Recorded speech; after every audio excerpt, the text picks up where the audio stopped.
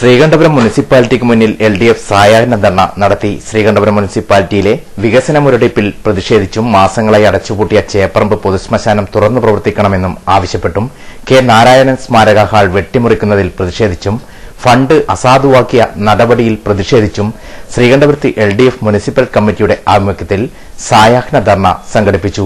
പ്രതീകാത്മക മൃതദേഹവും വഹിച്ചുകൊണ്ടാണ് എൽഡിഎഫ് പ്രവർത്തകർ ധർണയിൽ പങ്കെടുത്തത്. സമരം സിപിഐഎം ജില്ലാ സെക്രട്ടേറിയറ്റ് അംഗം പി വി ഗോപിനാഥ് ഉദ്ഘാടനം ചെയ്തു. രണ്ടാം തെരഞ്ഞെടുപ്പിലും യുഡിഎഫ് തന്നെയാണ് ഈ നഗരസഭയിൽ ജയിച്ചിട്ടുള്ളത്. ഈ 10 വർഷം കൊണ്ട് ഈ നഗരസഭാ പരിധിയിലുണ്ടാക്കിയിട്ടുള്ള മാറ്റങ്ങൾ എന്താണ്? ഒരു ഗ്രാമപഞ്ചായത്ത് നഗരസഭയായിട്ട് മാറിയതിന്റെ ഭാഗമായി എന്ത് മുന്നേറ്റമാണ് ഈ ശ്രീകണ്ഠപുരം നഗരസഭാ പരിധിയിൽ ഉണ്ടായിട്ടുള്ളതെന്ന് കക്ഷി രാഷ്ട്രീയത്തിന് അതീതമായിട്ട് ഈ നാടിനകത്ത് ജനങ്ങൾ വിലയിരുത്തണം. ഇത് യുഡിഎഫ് പഞ്ചായത്ത് മുനിസിപ്പാലിറ്റി ഭരിക്കുന്നത് കൊണ്ട് രാഷ്ട്രീയ വൈരാഗ്യത്തിന്റെ ഭാഗമായിട്ട് ഇടതുപക്ഷം ഉന്നയിക്കുന്ന കാര്യമേ അല്ല.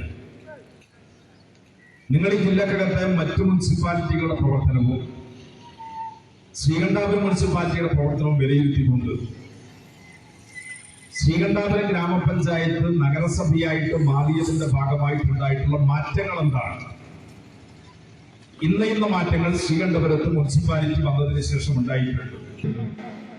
നെടിയങ്ങ് കട്ടായി റോഡ് വാട വെക്കാൻ സൗകര്യമുണ്ട് ലീഗിൽ. ഇനി അവിടുന്ന് നേരെ നമുക്ക് കുട്ടുമ്പത്തേക്ക് ഇറങ്ങാം. ഐച്ചേരി എത്തിക്കഴിഞ്ഞാൽ ഐച്ചേരി അലക്സ് നഗർ റോഡ് ഇഷ്ടം പോലെ വാട വെക്കാനുള്ള സൗകര്യം ഉണ്ടല്ലോ. നേരത്തെ ചെയർപേഴ്സൺ അവിടെ ഒരു കൽവത്തൊക്കെ മനോഹരമായിട്ട് ഉദ്ഘാടനം ചെയ്യുന്ന വാർത്തയൊക്കെ ഞങ്ങൾ കണ്ടു.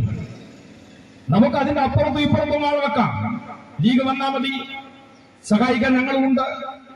ആരാ ചെയ്യേണ്ടുന്നത്?